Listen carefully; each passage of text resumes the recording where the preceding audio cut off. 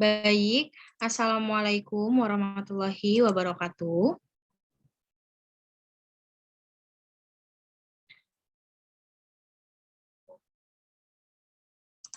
Kami kelompok 8A akan mempresentasikan tugas ekologi bagian A yang beranggotakan Aldisha Salwa Madani, lalu Anissa Murtaja Harits, dan yang selanjutnya yaitu Mutiara Fadia Haya.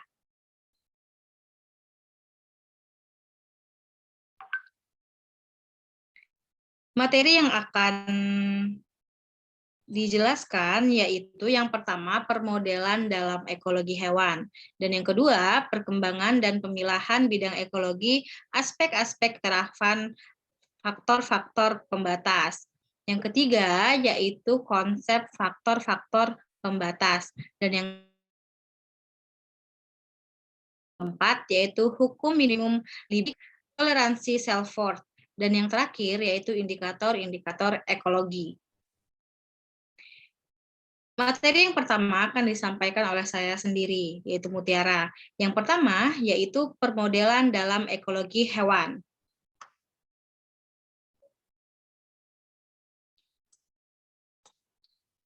Permodelan ekologi disusun dalam menghadapi berbagai kondisi alam atau lingkungan yang terus-menerus berubah atau dinamis. Dalam hal ini, manusia dituntut dapat membuat penjelasan terhadap fenomena-fenomena alam untuk memperoleh manfaat bagi kepentingan hidupnya, maupun meramalkan kejadian yang dapat terjadi guna menghindari efek buruknya bagi manusia. Untuk dapat memenuhi tuntutan tersebut, diperlukan acuan dan peramalan yang lebih baik dan tepat. Hasil studi tersebut dibuat dalam bentuk permodelan ekologi. Penyusunannya didukung oleh hasil-hasil penelitian ekologi yang memberikan informasi kuantitatif, dan pengelolaan datanya banyak dibantu oleh pihak-pihak komputer. Permodelan ekologi pada dasarnya adalah suatu formulasi matematika sebagai bentuk penerjemahan fenomena ekologi yang dapat disederhanakan. Pendekatan dalam ekologi dapat secara laboratoris, lapangan, dan matematika. Dalam ekologi hewan, salah satu kendala yang sulit adalah pengukuran. Metode teknik pengamatan. Ir Zakaria, MM 2011.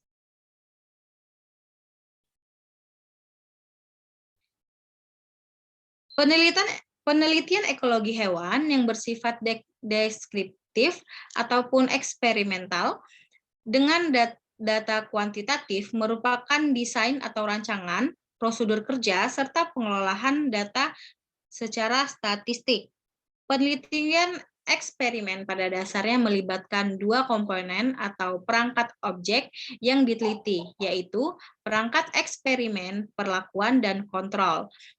Pada umumnya, penelitian eksperimen dilakukan di dalam laboratorium yang kondisinya sangat berbeda dengan kondisi di lingkungan alami atau kondisi habitat alami yang ditempati hewan yang diteliti.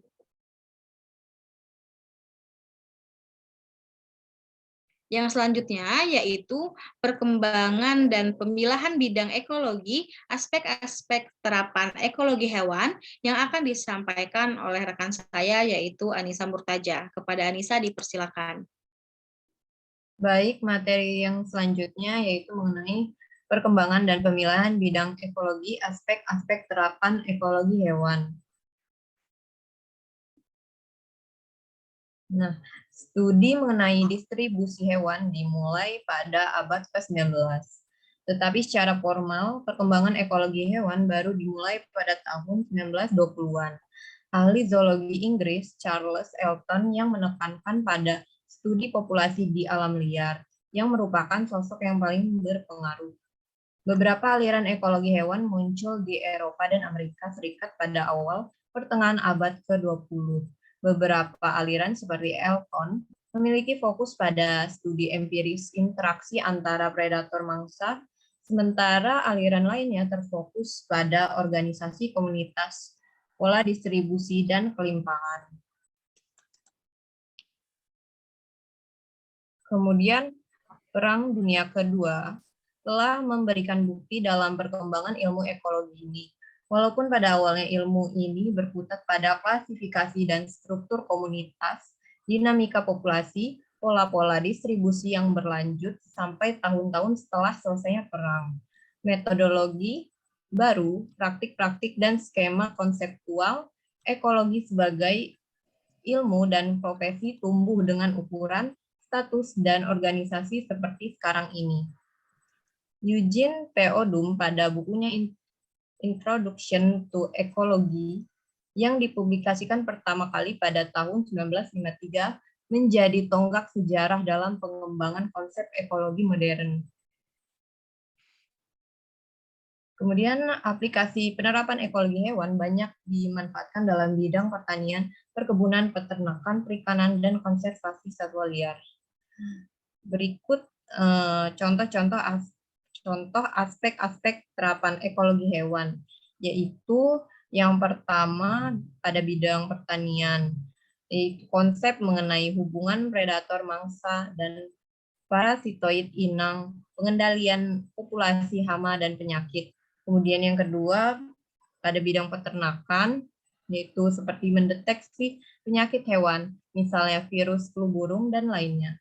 Kemudian yang ketiga bidang perikanan, seperti mendeteksi penyakit dan hama ikan dan lainnya. Kemudian saya kembalikan ke moderator. Baik, terima kasih kepada Anissa Murtaja. Yang selanjutnya yaitu konsep faktor-faktor pembatas yang akan dijelaskan oleh Alicia. Kepada Alicia dipersilakan.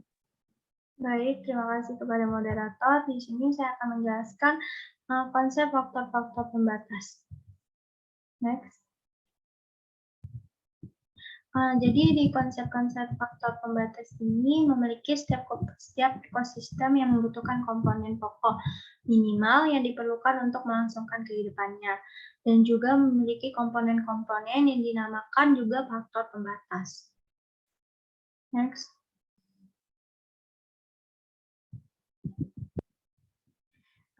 Jadi di sini ada juga hukum keseimbangan Salford, di mana dia menyatakan organisme mempunyai batas minimum dan maksimum ekologis yang merupakan batas atas dan batas bawah dari kisaran toleransi, di mana nanti kisaran toleransi ini berhadapan dalam suatu faktor lingkungan tertentu pada organisme yang berbeda dan dapat juga memiliki toleransi yang lebar yang dimiliki oleh adanya batas-batasan kisaran toleransi terhadap kondisi faktor biotik dan juga abiotik yang menyebabkan suatu makhluk hidup ini mempunyai relung ekologi. Next.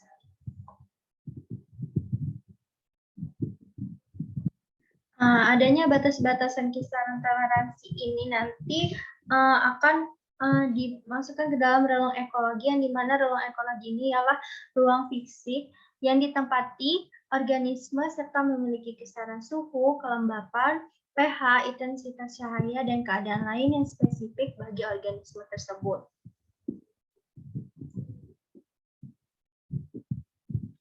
Dan ini merupakan gambaran diagram hubungan antara aktivitas suatu hewan dengan kondisi lingkungannya.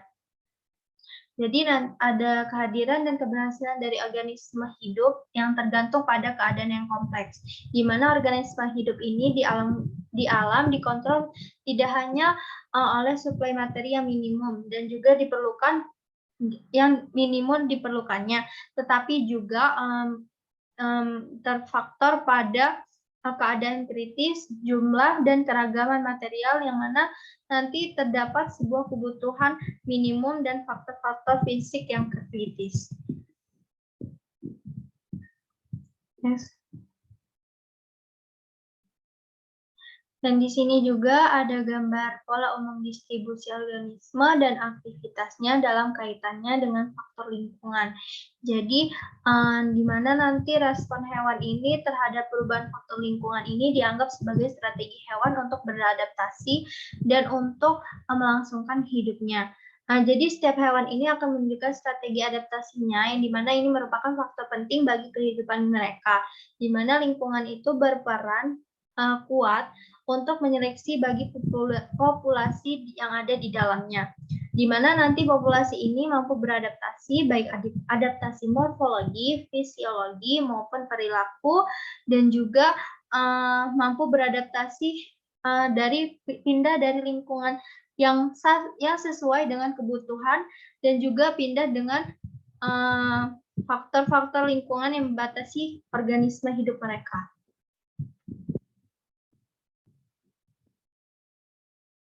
Next. Nah, jadi kan tadi udah dijelaskan bahwa ada faktor-faktor pembatasnya itu seperti faktor-faktor lingkungan yang membatasi hidup organisme ini, di mana itu seperti suhu lingkungan, kadar garam, kelembapan, dan sebagainya. Nah, semua organisme hidup pada rentang faktor-faktor lingkungan ini tersebut merupakan pembatas bagi kehidupan organisme, dan juga spesies yang memiliki toleransi sempit untuk suatu faktor pembatas itu disebut dengan spesies steno. Sedangkan yang memiliki toleransi yang lebar disebut dengan spesies eurik. Next. Dan ini merupakan gambaran terminologi toleransi faktor pembatas, yaitu suhu, salinitas, seleksi habitat, air, makanan, dan kedalaman laut. Next. Dan ini merupakan gambaran spesies steno atau skala spesies steno yang menunjukkan batas toleransi yang sempit, dan juga batas spesies eurik yang memiliki kisaran toleransi yang tepat, yaitu dapat batas minimum, maksimum, optimum, dan juga setara dengan batas suhunya. Next. Yang keempat akan saya kembalikan kepada moderator. Baik, terima kasih kepada Alicia. Yang keempat akan dijelaskan oleh saya sendiri, yaitu hukum minimum Liebig toleransi Selford. Next. Hukum ini dikemukakan oleh Justus von Liebig yang lahir pada tanggal 12 Mei tahun 1803 di Darmstadt. Belajar kimia dari sang ayah yang memiliki toko obat, dilanjutkan studi di Universitas of Bonn, Universitas Erlangen, Universitas Paris Sorbonne, dan diangkat menjadi profesor di University of Gießen. Beliau meninggal dunia pada tanggal 18 April 1971 di Munich. Next. Yang selanjutnya yaitu Liebig Law of the Minimum. Berikut bunyi hukum minimum Liebig. Untuk dapat bertahan dan hidup dalam keadaan tertentu, suatu organisme harus memiliki bahan-bahan yang penting, diperlukan untuk pertumbuhan dan perkembangbiakan. Keperluan-keperluan dasar ini bervariasi antara jenis dan dengan keadaan. Maksudnya, keadaan-keadaan bahan yang penting yang tersedia dalam jumlah paling dekat mendekati minimum yang genting yang diperlukan akan cenderung merupakan pembatas. Namun, hukum minimum ini kurang dapat diterapkan di bawah keadaan sementara apabila jumlah pengaruhnya dari bahan sangat cepat berubah. Liebig menyatakan bahwa jumlah bahan utama yang dibutuhkan apabila mendekati keadaan minimum krisis cenderung menjadi pembatas.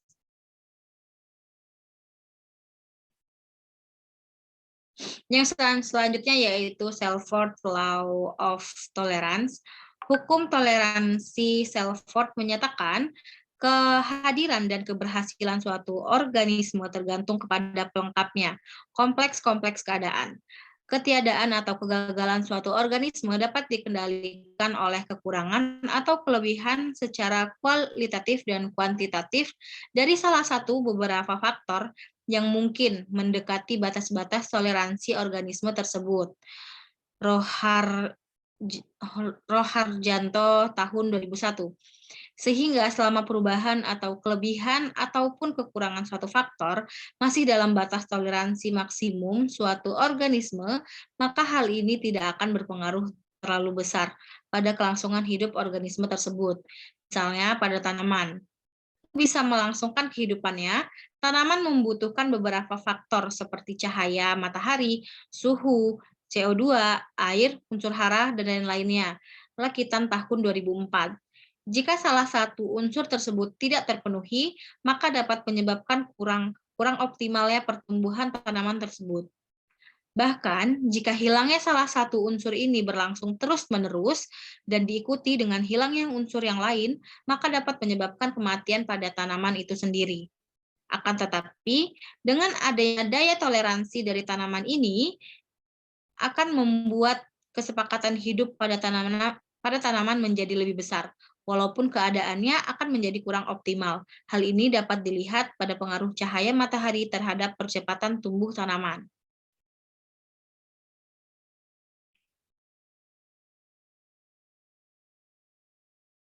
Kelemahannya yang pertama yaitu hukum ini berlaku hanya dalam kondisi keseimbangan yang dinamis atau steady state, dan yang kedua harus memperhatikan juga adanya interaksi di antara faktor-faktor lingkungan. Berdasarkan kelemahan di atas, maka muncullah pernyataan Selford. Kehadiran dan keberhasilan suatu organisme tergantung kepada pelengkapnya kompleks-kompleks keadaan. Ketiadaan atau kegagalan suatu organisme dapat dikendalikan oleh kekurangan atau kelebihan secara kualitatif dan kuantitatif dari salah satu beberapa faktor yang mungkin mendekati batas-batas toleransi organisme tersebut.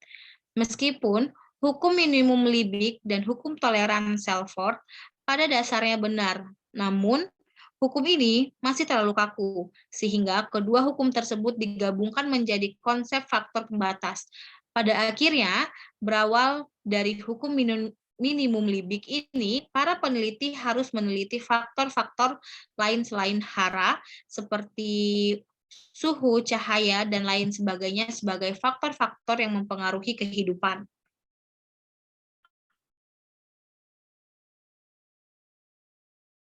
Dan yang kelima, yaitu akan dijelaskan oleh rekan saya, yaitu Alicia. Kepada Alicia dipersilakan. Baik, yang selanjutnya di sini saya akan menjelaskan indikator-indikator ekologi. Next.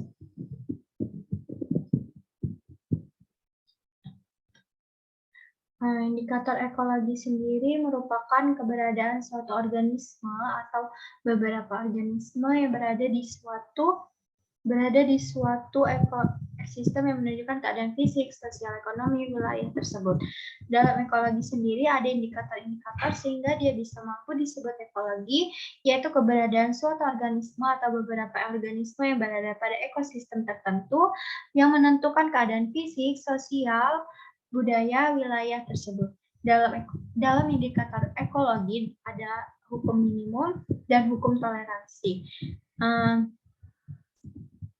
Hukum minimum ini itu kebutuhan dasar yang terdapat dan tidak tersedia secara mencakupi atau jumlahnya mencukupi. Di mana manusia dapat bertahan dalam faktor tertentu dengan keadaan minimum dan makhluk hidup bisa hidup pada kebutuhan hidup yang sangat minimum. Sebagaimana manusia dapat bertahan hidup ketika dia terpepet. Hukum toleransi yang mencetuskan yaitu Selford itu merupakan salah satu tokoh dari psikologi sosial yang mengembangkan bahwa manusia itu dapat bertahan hidup tidak hanya faktor pembatas minimum saja.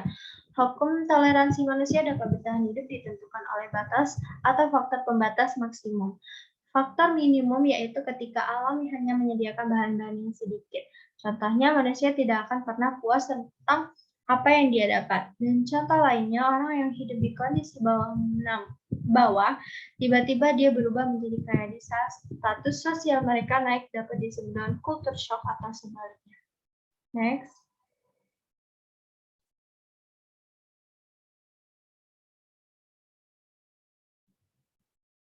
Seringkali faktor-faktor tertentu dapat dengan tepat menentukan organisme yang ditemukan di suatu daerah.